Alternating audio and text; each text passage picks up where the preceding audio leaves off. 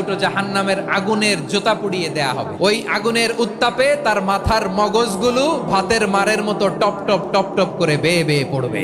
জাহান্নামের অবস্থা এত ভয়ঙ্কর হবে, জাহান্নামের ভেতরে লক্ষ লক্ষ কোটি কোটি কাফির মুশরিককে দেওয়ার পরেও জাহান্নাম বলবে আরো আছে নাকি, আরো দাও, আমার ক্ষুধা নিবারণ হয় নাই। জাহান্নাম এত উত্তপ্ত হবে, জ্বলন্ত হবে, ভয়ঙ্কর হবে, জাহান্নামের এক অংশ আরেক অংশকে খেয়ে ফেলবে। আল্লাহু আকবার।